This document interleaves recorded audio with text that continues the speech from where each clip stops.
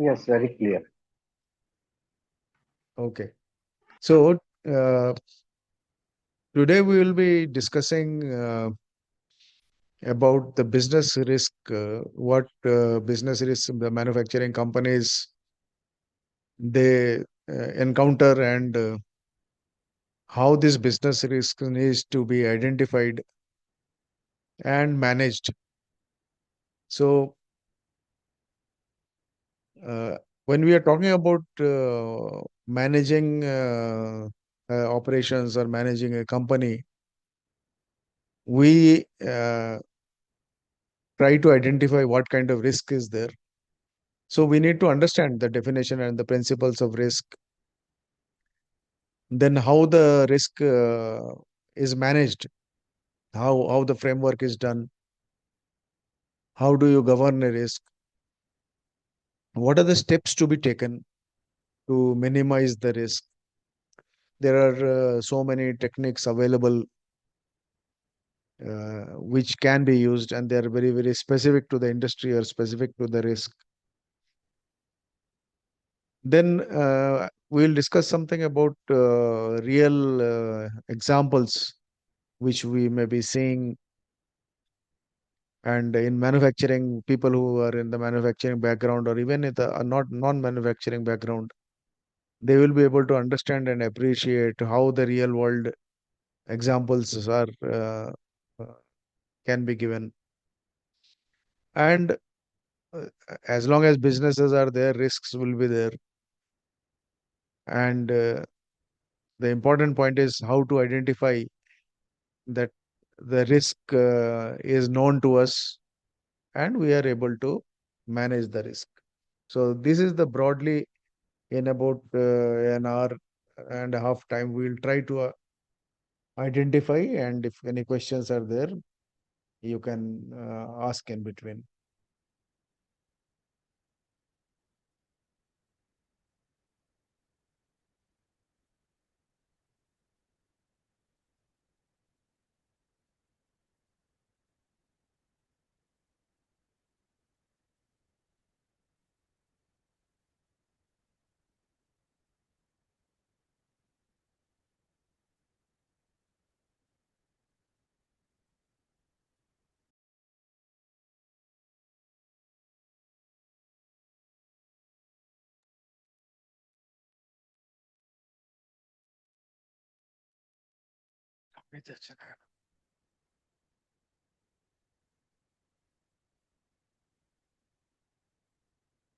So we come to the agenda. So we will be spending some time in defining the risk.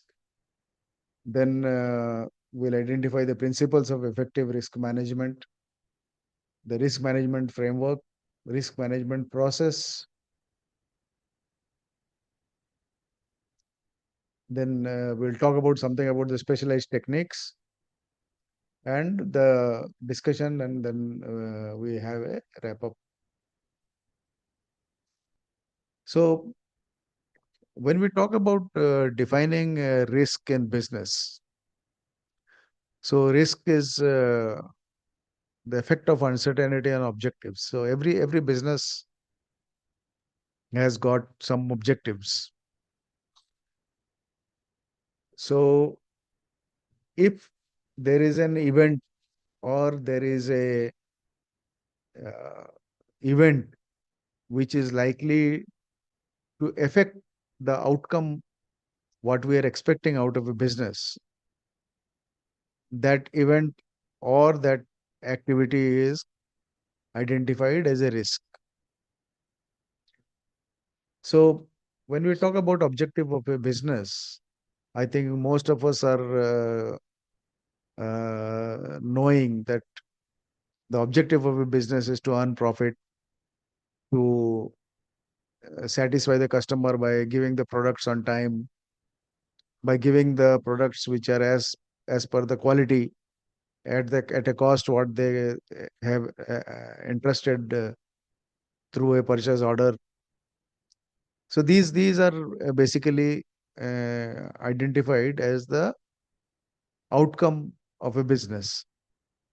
And many of these outcomes we identify in our business plans, then we deploy them in our organization through key process indicators or key process areas or key process outcomes, so that everybody in the company, right from the CEO till the most junior, most person operator, they have got the objectives. These company level objectives are broken down into a number of small objectives and then deployed in the company.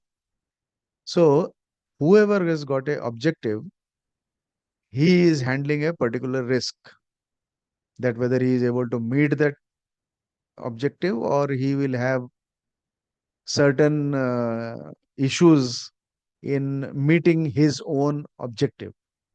And what we understand is that everybody, if they're able to manage their own risks, so overall the company will be able to identify and manage its own risk.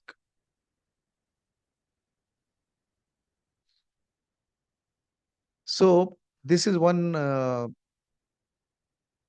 and all the risk what we're talking about, or is basically a event or an activity or a situation which will have a effect on the objectives.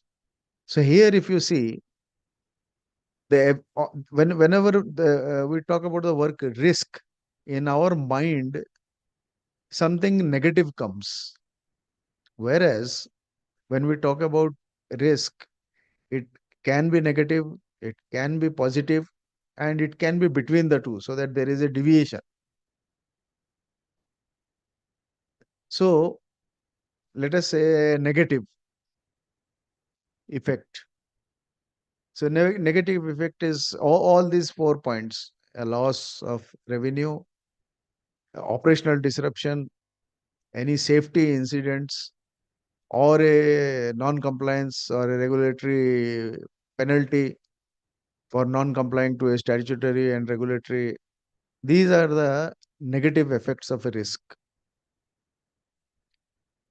The positive effect is a new market opportunity, a cost efficiency gain, a competitive advantage, or an innovation outcome. So we can have a positive effect also. So I will give you one example of a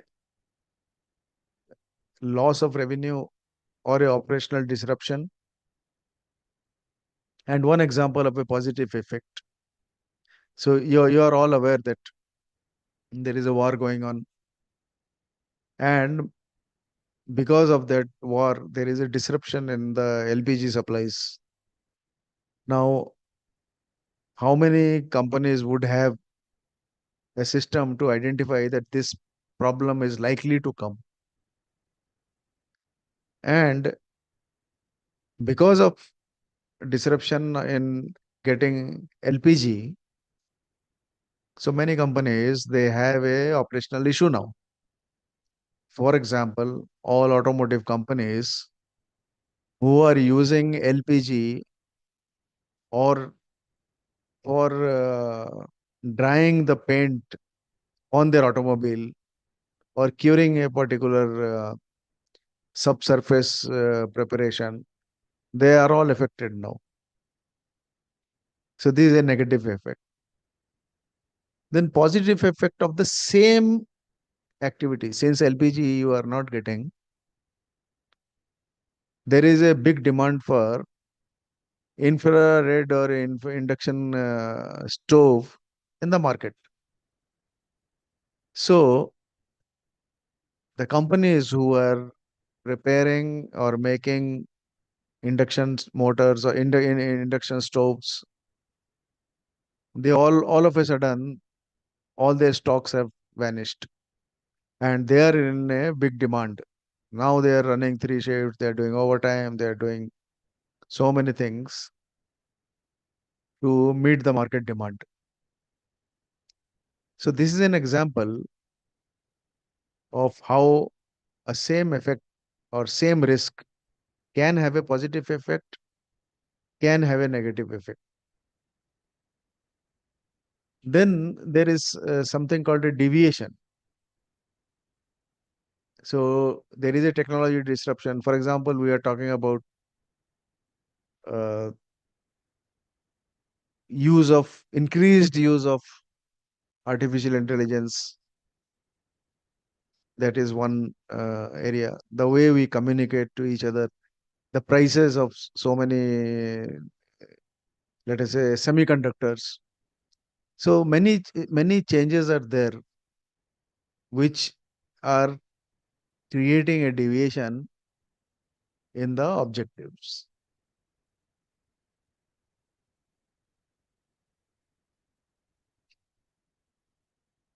So whenever we are trying to meet our objectives for a given business plan, for the annual level, or maybe at the monthly level or at the quarterly level, and if we see that there is a failure in not meeting the plan, failure in meeting the plan, most of these, about 70% of these defects are, or these failures are related to poor risk identification. That this is applicable at all levels. When at a marketing level or at a sales level or at a operational level, we are not able to identify that what are the risks available. In that case, we are likely to fail. So 70% of the failures are because of poor risk identification. Many companies who are doing good, they have a very good standard or a good system to identify, record, and monitor these risks. And there is an organized way how they identify for which business, what kind of risks may come, and how to mitigate that. And this has become, and because the business has become very volatile, very uncertain, and this risk management has developed into a independent field for study and for the managers to manage. And even and looking at the different ways of how the people are handling, there is a particular standard now which has come, which is called ISO 31000, which is a globally recognized best practice for risk management. So we have, let us say, so many ISO standard like 9001, we have 17025. Similarly, there are management standards, ISO 31000 and its families, to have the best practices available to contain risk.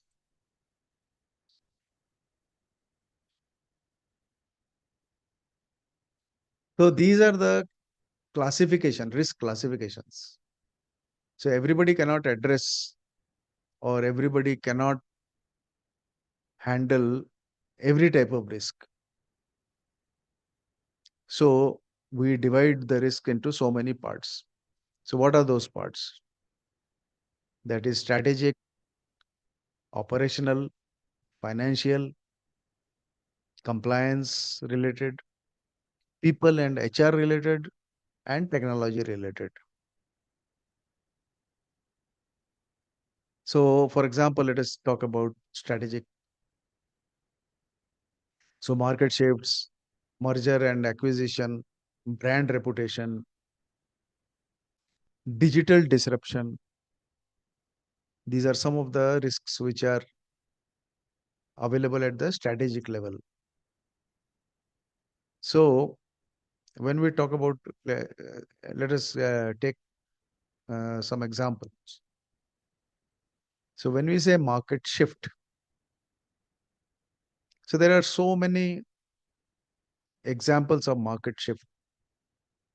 For example, people about 25 years back were using compact disc CD. So now that market has totally vanished. People who are older, they know something about VCPs. They know about typewriters. These are some of the examples which people have not seen coming, and many good companies, they have gone down with it.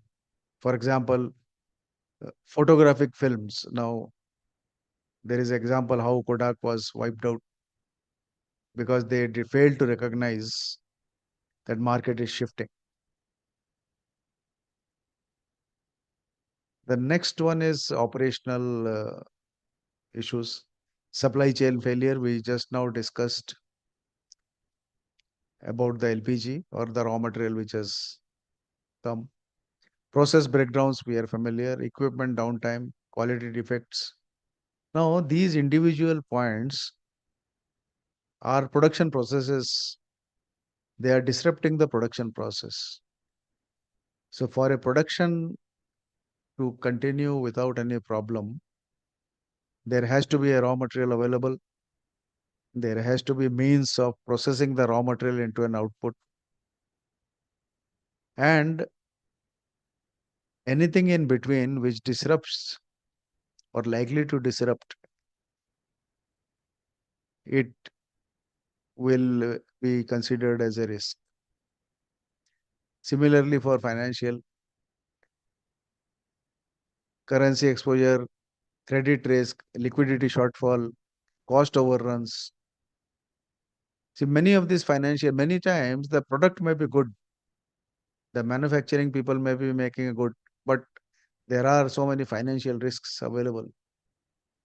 Now, for example, the dollar rate, rupee conversion rate, or the company may not have, or they have not planned the cash flow properly, and there is a liquidity problem.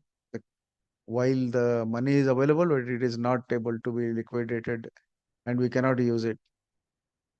Then cost overruns. So cost overrun is, for example, profit being wiped out. The product is good, the market is available, but you are not able to make it within the cost which will be beneficial to the company. So why it happens? Again, there is a risk factor involved. Then we come to compliance. Now, compliance is basically a regulatory changes, data privacy, environmental laws, licensing. So I'll give you some examples. The regulatory changes means there was a particular law and that law has been changed. Now, because of that law has been changed, the supplies get affected. Now, the government will keep on changing. For example, in many times there is a regulatory requirement. For example, in automobile, the emission norms, the government has changed the emission norms.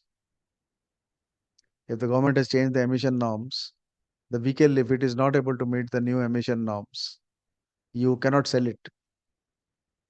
So whether the risk is understood, identified, it becomes a very, very critical factor. data privacy, environmental laws, licensing. Now, everybody knows that there is a license to operate is required by the companies, and there is a change in that licensing, or especially in the case of environmental laws, for example, in mining industries, the law is changed, and then they are not able to do the mining. So these are some of the examples. People and HR risk, this is a very commonly understood risk. Now, key person risk, talent shortage, workplace safety, cultural misalignment, these are all risks. For example, if you see the last 2 decades of the people who are taking up jobs, gradually the number of people coming into manufacturing is reducing, and the people going into service sector is going up. Last 2 years back was the year when the number of people in service industries were became more than the people in manufacturing. And for every manufacturing process, you will find that there are, in every company, there will be some key persons who have got more knowledge, or who have got a particular skill available. Your job may be require your factory may be requiring some specific talent, and that talent is not coming into the market, or not likely to come. Workplace safety. If the people think that your workplace is not safe, and people are aware of this, that this is, for example, newspapers carry a lot of information about you, saying that their workplace is not safe. So many people would like to avoid coming to you. Cultural misalignment, for example, in this cultural misalignment, ability to work in a team, or the risks which does not allow teamwork. These are some of the risks which are related to people and HR.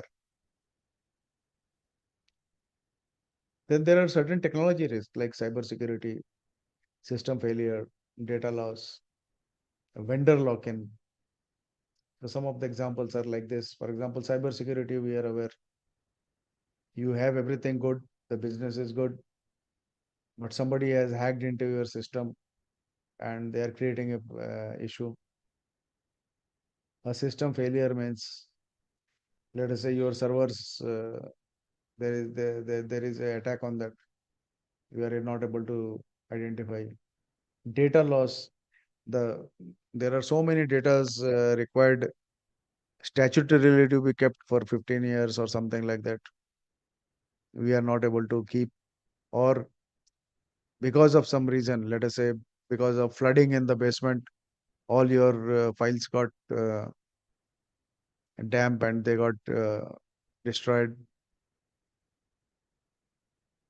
So these are some of the examples which are covered in these 6 categories.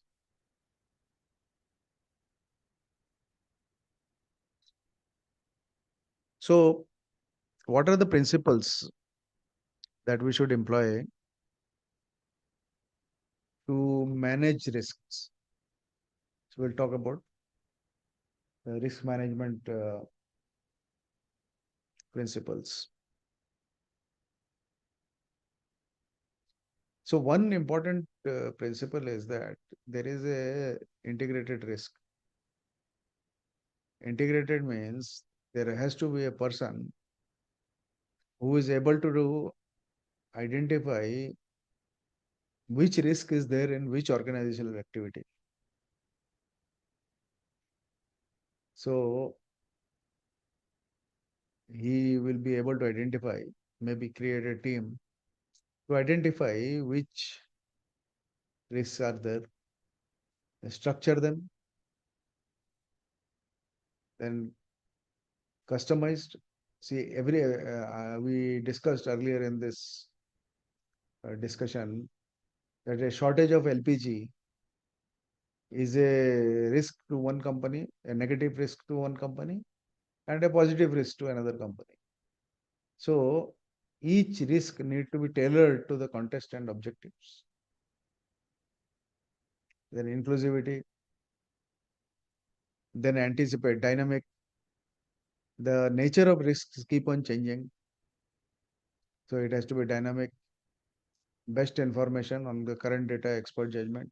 See, many times we are not able to even judge what will be the impact of that risk. It is very difficult to know. So, what is the best information possible on the current data, expert judgment?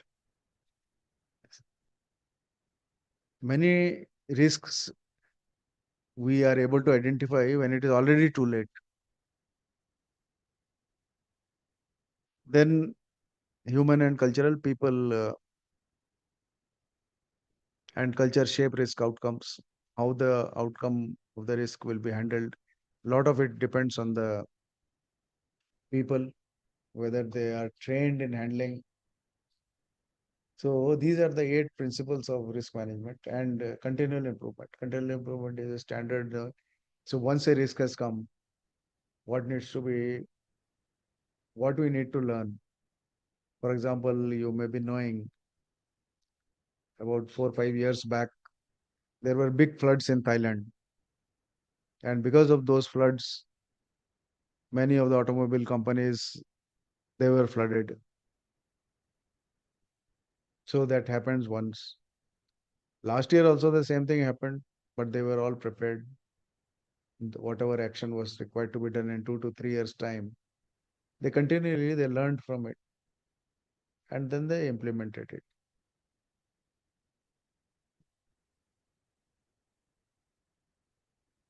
So now we are talking about integration. We are talking about strategic planning, project management, day-to-day operations, change management programs, and performing reporting cycles. So when we talk about strategic planning,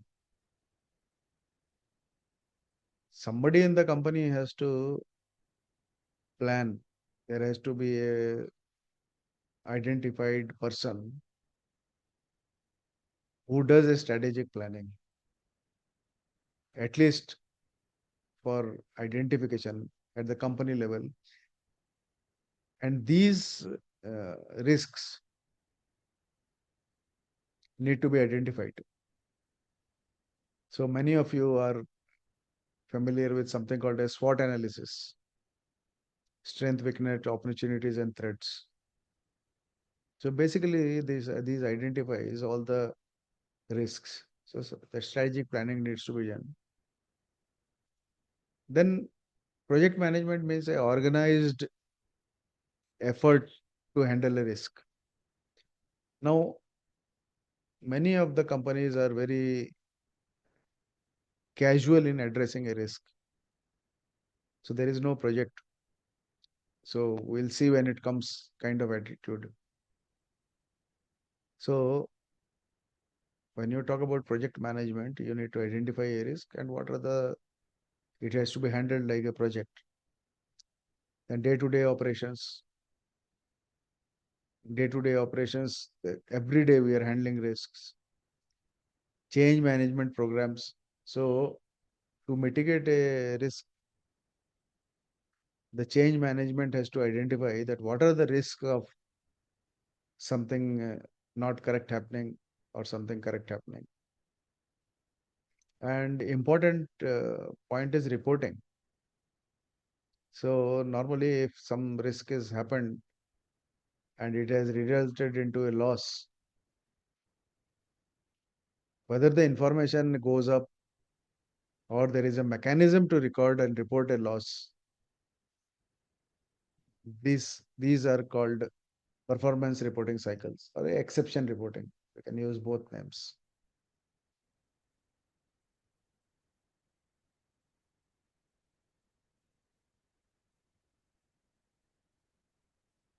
Now, there is something called a risk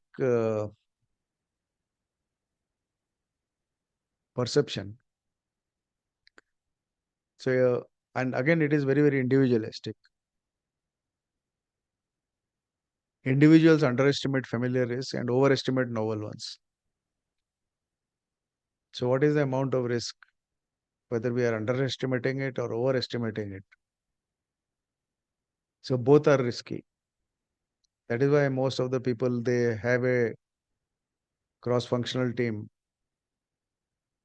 to understand and to negate the effect of one person handling the risk. Then there is something organizational culture.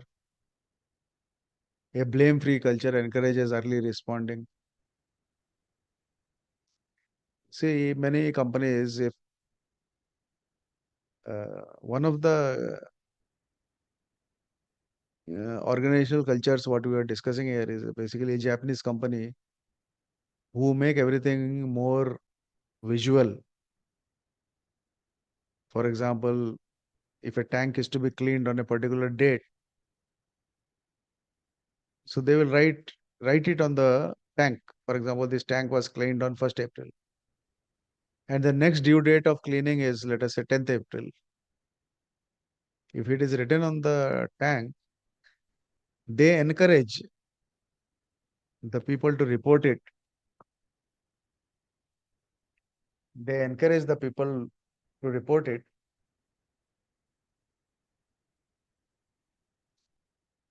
so that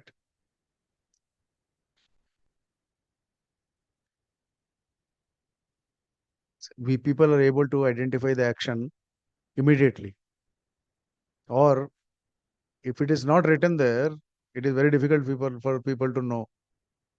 Things like leakage or a gas leak, people should not be afraid.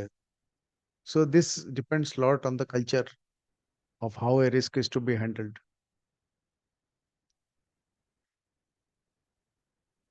Then competency and training. Whether the person who is handling the risk has been given the training, has been given the competency to handle the risk. That depends very, very much on the amount of attention and the resources given to train them. Then the leadership tone. See, every business has got leaders, and every leader has got his own leadership style. So, how he encourages to openly discuss any risk is there or not, that encourages a person to open up and identify the risk so that appropriate action can be taken within time.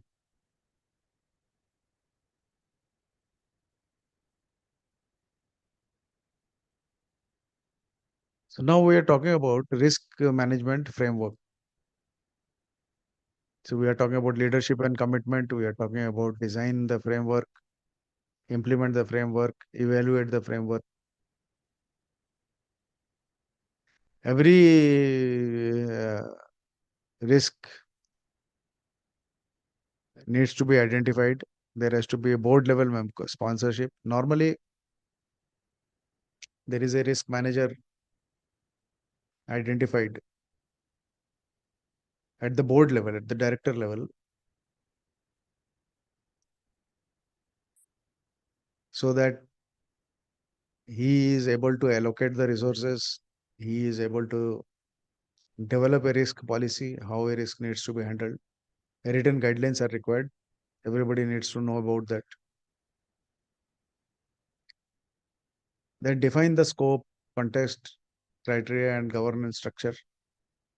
Who will do what, how it has to be done, what are the criteria for application, how is the governance structure,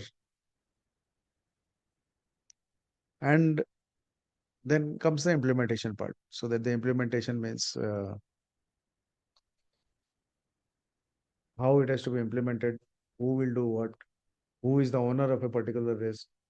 And even in the standard operating procedures, we identify that while doing this process, this risk may be there, and this, so that he is forewarned. He knows earlier that this is a risk possible, and he is able to take it into consideration before he starts the work.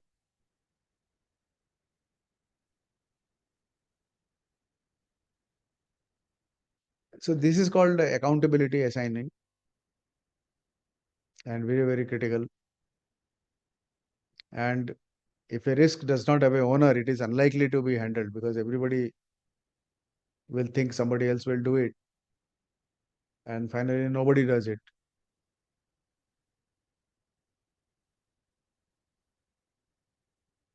So every risk must have a named owner with the authority and competence to manage it. So there are certain roles. For example, a risk owner accountable for the risk defines the treatment plans and reports status. A risk manager is a person who does day-to-day reporting, controls maintenance, escalate issues. Then there is a risk committee to review, approve the risk appetite, sets policy. Then there is internal audit, who independent assurance controls operating properly.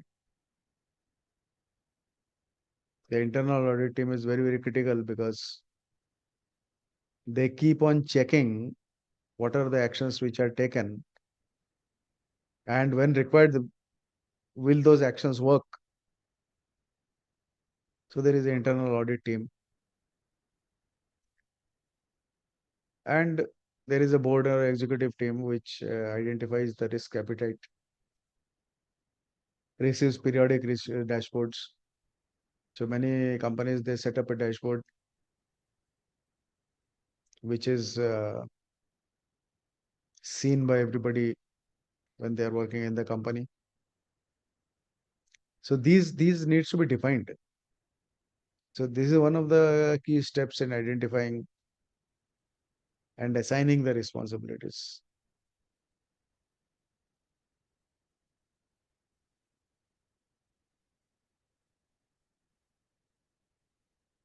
So here we'll talk about context, identification, analysis, evaluation, and treatment of a risk.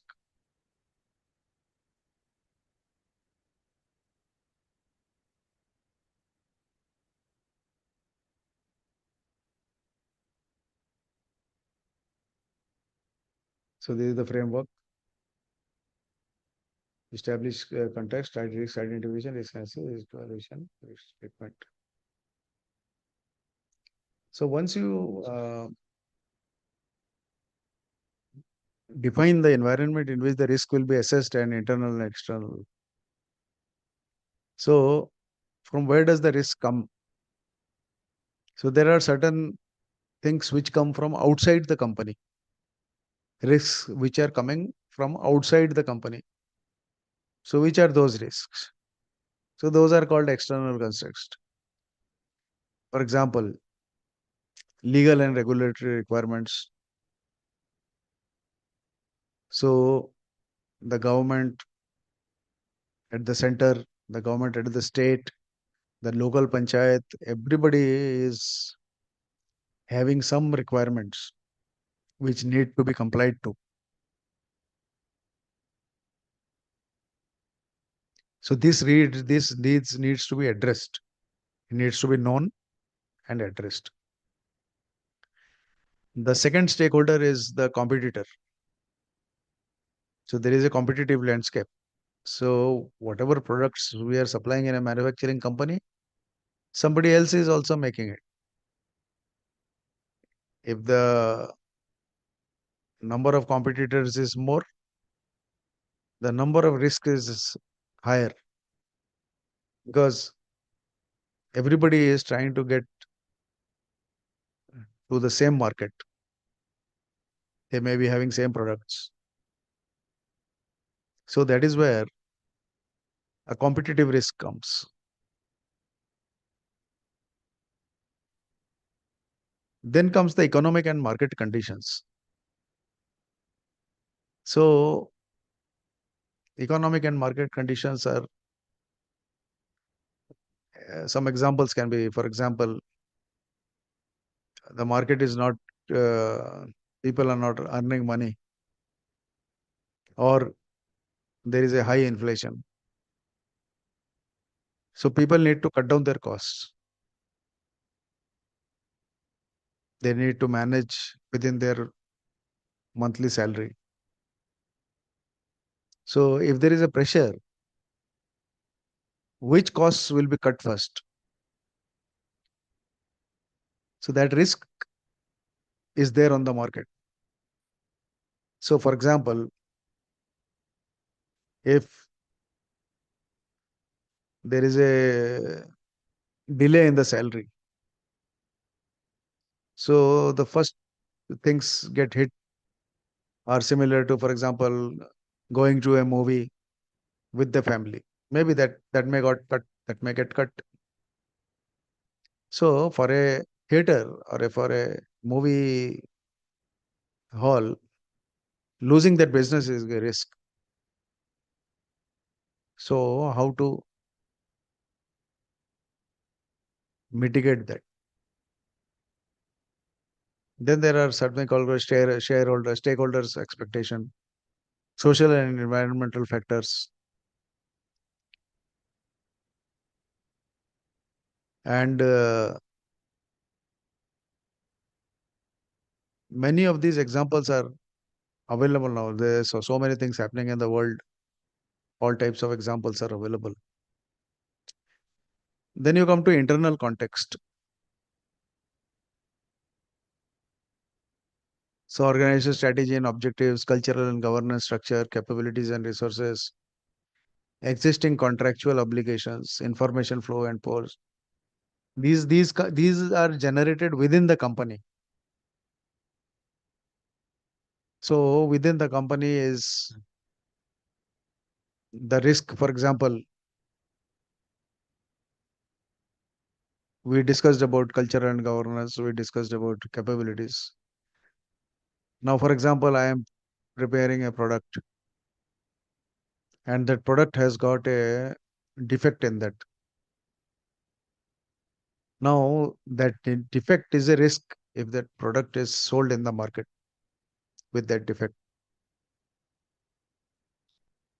So, what is the instruction or training or competence given to the person who has identified that defect, and what action should he take? So, does he report to the management that there is a defect? Does he do something to eliminate the defect? Does he keep quiet? Does he make a lot of sound? So there are so many pros and cons of each activity. So this is one example which is a internal context. Then you have information systems and flows.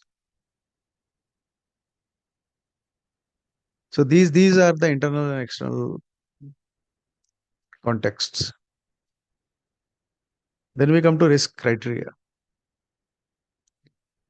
So what is the acceptable risk level, the consequences, the likelihood? Then there is something called a risk scoring. You try to find out or categorize those risks, and escalation systems. So these are the criteria. So every risk need to pass through that criteria.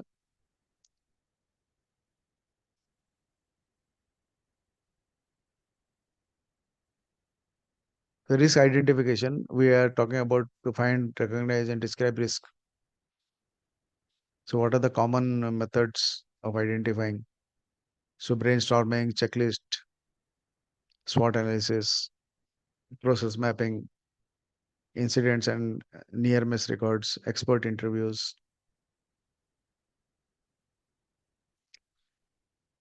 How to know that a risk is there?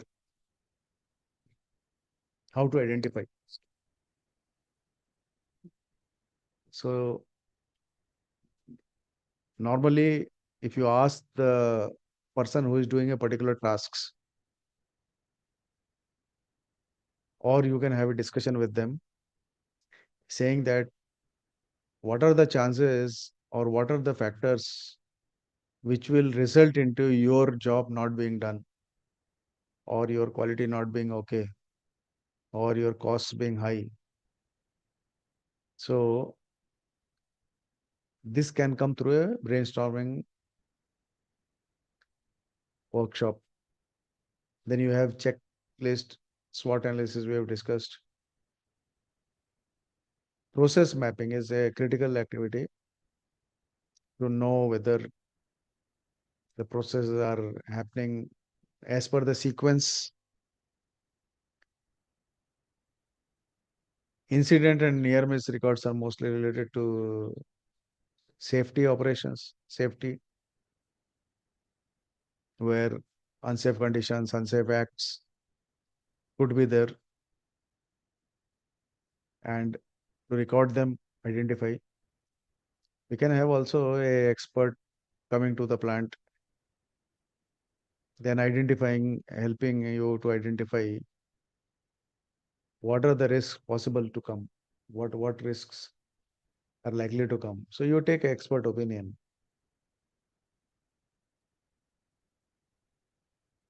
So these are the methods. Now, if you apply these techniques to a manufacturing plant, so we come to a one specific example is a technique is called a FMEA workshop. FMEA stands for failure modes and effect analysis. So we identify what activity can happen, how it is going to affect the downstream assembly. We'll come to one example at the end of the program. And you identify something, a particular number. It is all good that a risk can be assigned a number, risk number, so that risk which have got a very high number needs to be addressed first. So we'll come to that later in the presentation.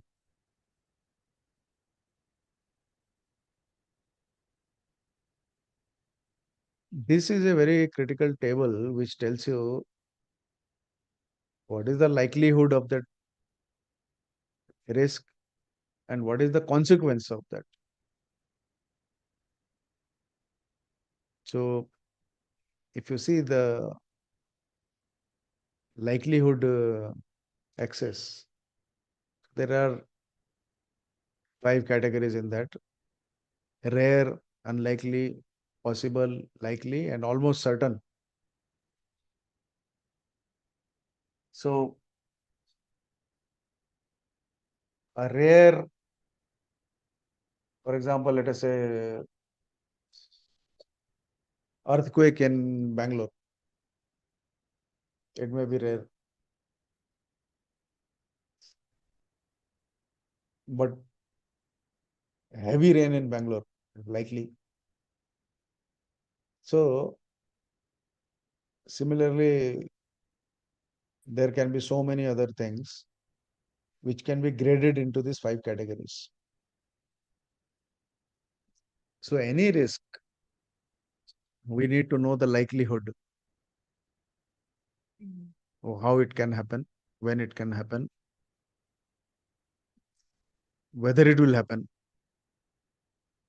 One more example I would like to get is availability of manpower to do a particular task. So in manufacturing, there are many people who come from east part of India, and let us say during Diwali or Dashara,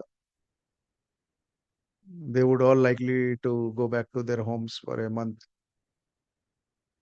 So labor shortage is likely to be there.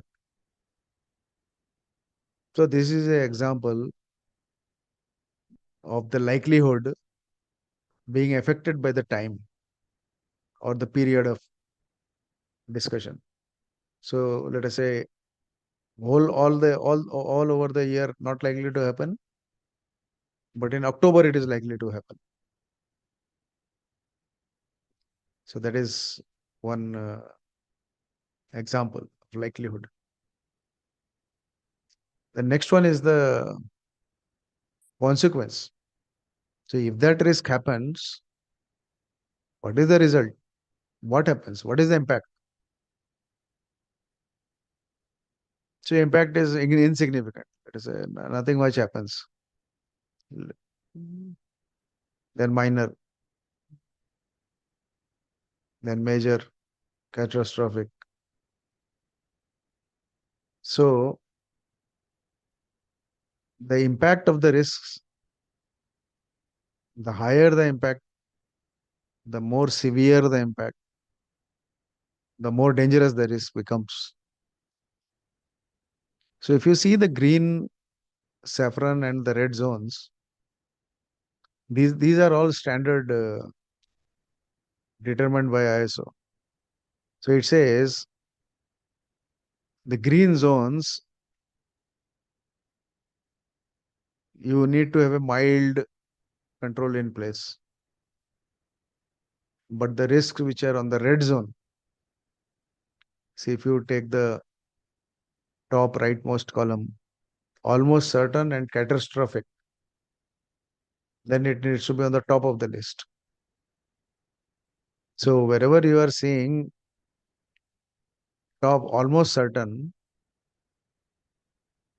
even if it is insignificant, you need to address it. So when we make a table, we have a categorization system which helps us to categorize according to this table. So there are methods of categorizing it.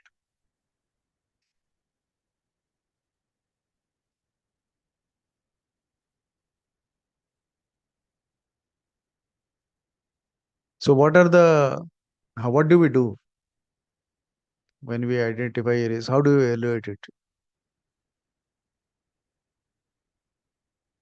So we compare the analysis results against the risk criteria and decide which risks need action. See, all risks need not have any action, and action at what level?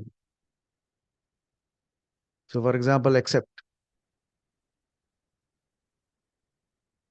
So, risk is within the appetite, cost of treatment exceeds the benefit, and low residual risk. So, if the cost of the action is more than the cost of risk, then you accept it. We don't do anything in that. So, I will give you one example of this. So, let us say I am pulling a cart, and that cart gets stuck in a pothole.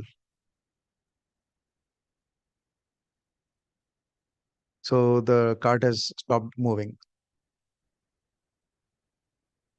Now, to take it out of the pothole, I need with 7 people who will pull and push the cart. Now, let us say this thing happens in India. So I get 7 people to push the cart and move it out.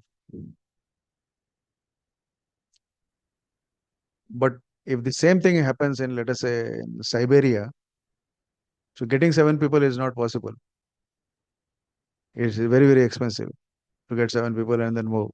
It is better to leave the cart there only. So the action will depend whether the cost of the solution is higher than the cost of the problem.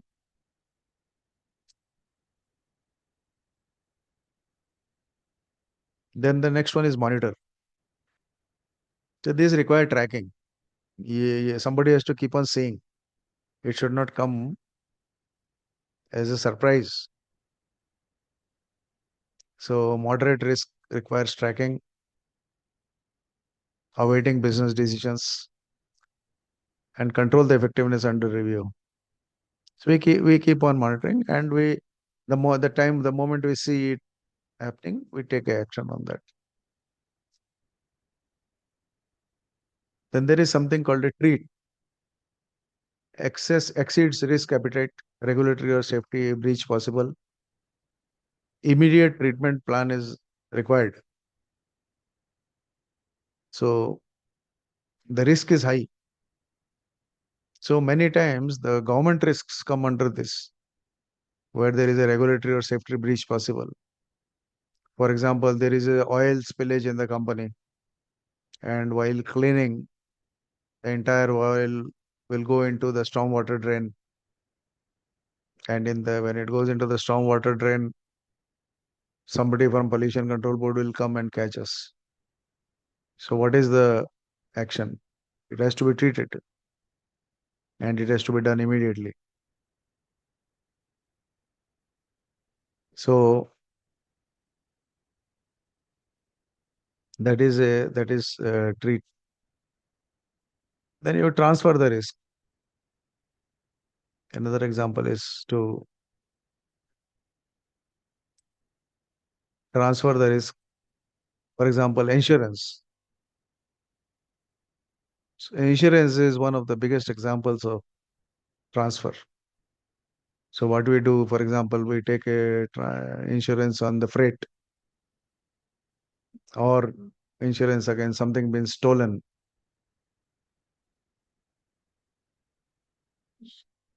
or ask a specialist to come at a particular time and do something possible. So, and then joint venture risk taking. So the people who are there, two, three people there together, they share the risk. So these actions need to be documented.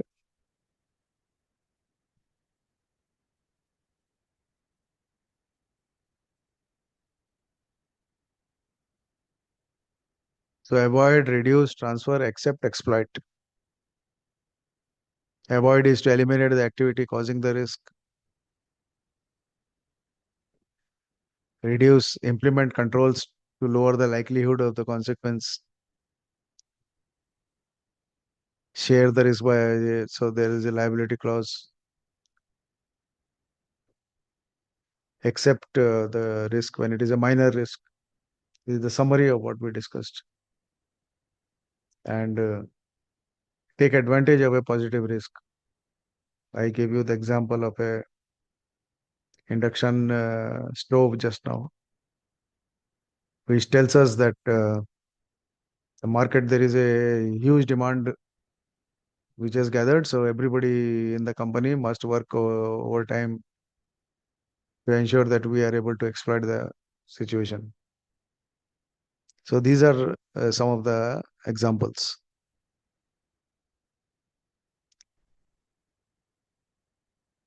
This is another example, which is a single source supplier for a critical raw material. So this happens many times, that you have a material which you are buying from only one person, and that person, he has got a financial difficulty. So what do you do? So these are some of the examples. So qualify alternate suppliers within 90 days, or hold 6 weeks safety stock, is to reduce the threat. Include force majeure and step-in rights clauses in new supplier contracts. Accept residual short-term delay. Update customer. These are some of the actions, and for each action, we need a person who will do that action. That has to be very, very clear, that if this risk happen, who is supposed to handle that?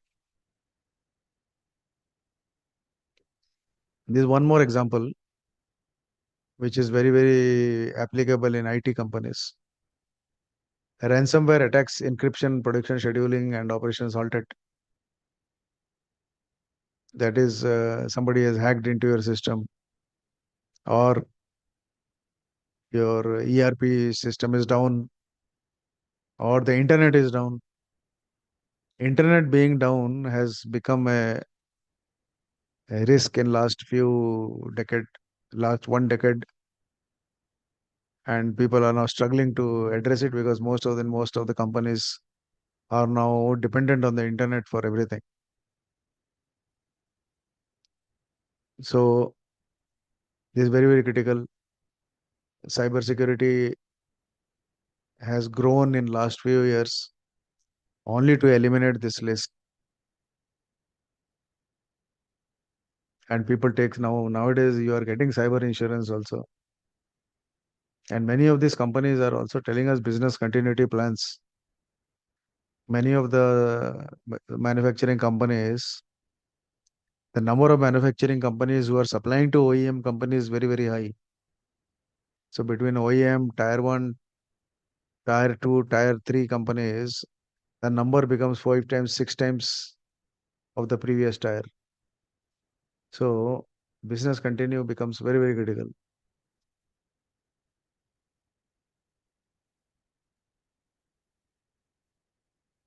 So how to monitor? So risk management is only effective if it is continuously checked and updated. So there is a risk register.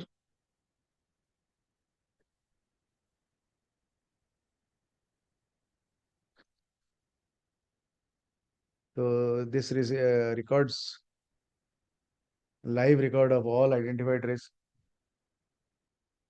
the owner, the trade rating, the treatment, the due date. Risk committee reviews it and control. And this requires continuously updated. Then key risk indicators.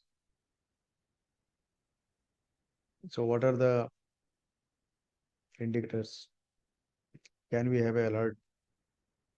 See, most of the Japanese system have got a system called Andon. Andon means is that if something wrong happens, light and siren go up so that we are able to identify and address that risk as soon as possible. Then there are trigger incidents, strategic changes in merger and acquisitions, market entry. These are all monitoring. For example, we are doing a business and a new competitor has come. This you may be seeing in telephone companies, let us say, like Vodafone. Vodafone, earlier Hutch was there. It was taken over by merger and acquisition by Vodafone. Then Vodafone had Jio as a competitor. BSNL had Jio as a competitor. So what are the market entry of other people coming in and how much they're coming in? So big companies, when they come, the small companies have got a big risk. And even in the big events, like for example, aircraft manufacturing, a small microchip made by a small company, if it is not available, it is creating a risk. So what are the triggers available? Then comes the reporting. The monthly operations are there, quarterly board meetings are there. Even in our board meetings, we have a session dedicated to identification and discussion on the risks. And nowadays, many companies they have put in their annual report what are the risks, what you are saying, and which need to be told to the shareholders. This is one of the new governance rules are coming, which tells to identify to the shareholders that this risk is coming.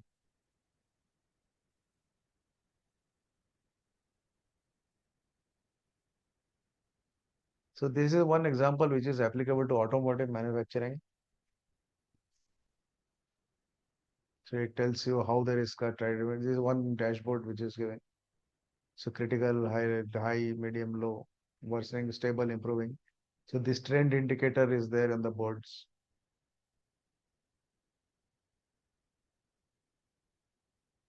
This is one example of a risk register.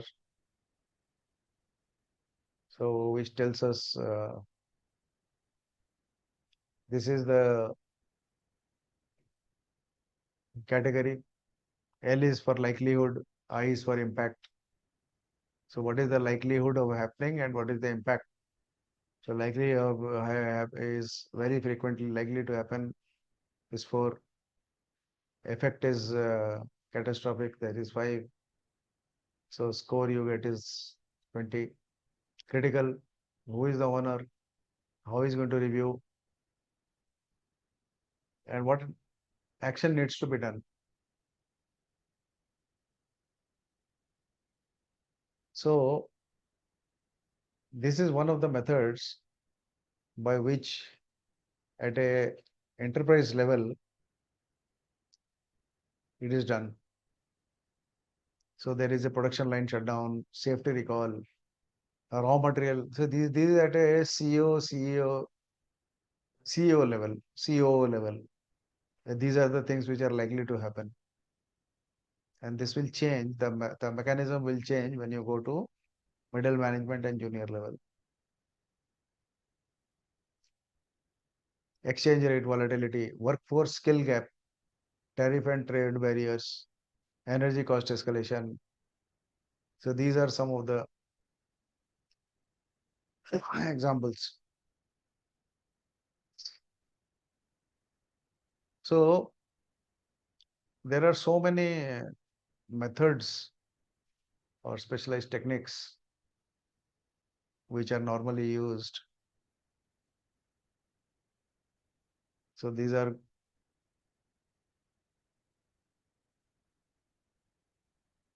various actions. So ISO 31000 gives a toolbox of 31 techniques for different industries. So one of the most common thing which is applicable in factories are related to FMEA and as of so these techniques again it depends what kind of a manufacturing company we run, and based on that the identification in a pharmaceutical company is totally different from an engineering company. So these 31 techniques are industry specific. They tell us how to do and how to do. So maybe sometime we can discuss that. I'm just giving an example of something called FMEA, which has something called a risk priority number, which is a multiplication of severity, occurrence, and detection. So severity is the impact. If it is a big impact, the score will be 10. If the impact is not much, it will be 1. Then occurrence. So what is the frequency of occurrence? So when we say occurrence means if it is very rare, it is 1. If it happens very frequently, the defect comes very frequently, it is 10. And then there is a detection score. If you are not able to detect it, then it will be 10. If it can be easily detected, it can be 1. So what you do is they've given some example here. So spindle overheat. So spindle, let us say the temperature goes up, and because the temperature goes up, the machine stops. So they have given some severity, occurrence, and detection rating, and the risk priority number we have got is 160. So the action says that you have to install a temperature sensor and alarm system. So this is one example of how a FMEA used. So nowadays in Most of the companies, this FMEA is a compulsory activity because the ultimate sufferer is the customer.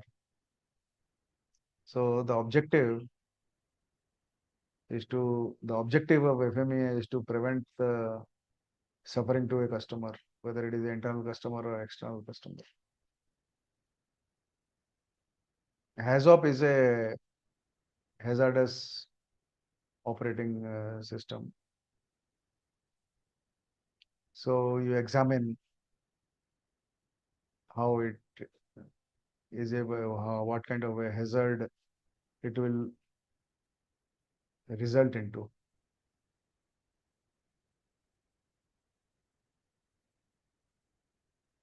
These are some of the examples. RCA is a very frequently used, which is called the root cause analysis, a 5 why analysis, which was popularized by the Japanese. Instead of going into too many complexities, they say that if an event has happened or a problem has happened, ask 5 whys. So they can have an example: machine stopped production. Why? Circuit breaker tripped. Why? Motor overloaded. Why? Bearing not lubricated. Why? Oil pump broken. Why? No preventive maintenance schedule. Fix is exactly opposite of the fifth why. Implement PM program and assign owner. So this one. Then identification of hazard analysis and critical control points. Even in a given process, you identify that which are the critical points. So based on that, the quality is affected. So if you see, for example, even let us say a hotel, the food being made in the hotel, it's a process. It is a manufacturing process. So the point at which the salt is added to food, there is a particular set of controls. So you identify, and who is going to identify, how it is going to be identified. So these impacts. So there are HACCP rules applicable.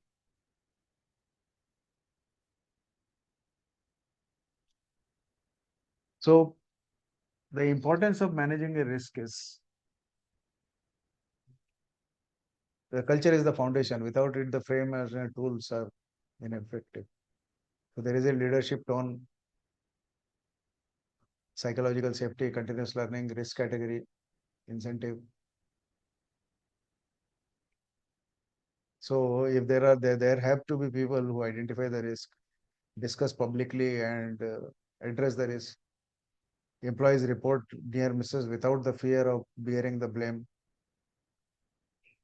And these are treated as learning systems. Post-incident reviews feed into an updated risk. Staff complete annual risk awareness training tailored to their function. Performance reviews. One of the key activities in due diligence when two companies are going for a merger and acquisition, or there is going to be a takeover, or two companies are likely to merge and make a third company. So that time this risk analysis, and there are now big companies like KPMG, Ernst and Young, who have this risk analysis as a important business tool for themselves.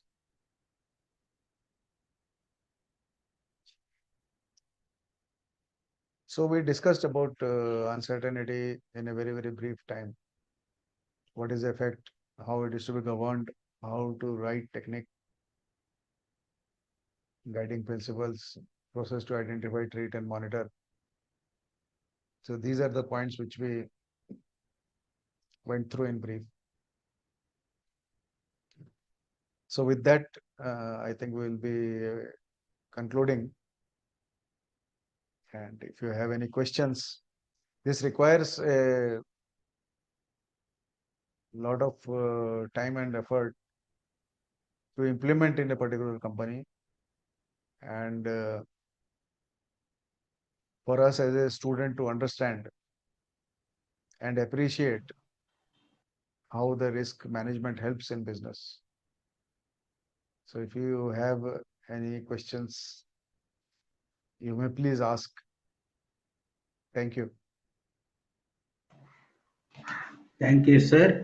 It is a very nice presentation. I really appreciate your effort in making this presentation. And if anybody is having a questions related to this topic, you can answer directly, or you can send an email. We can probably we can get the reply from directly from sir. So, so any questions we can anybody wants to ask any specific question, please go ahead and ask.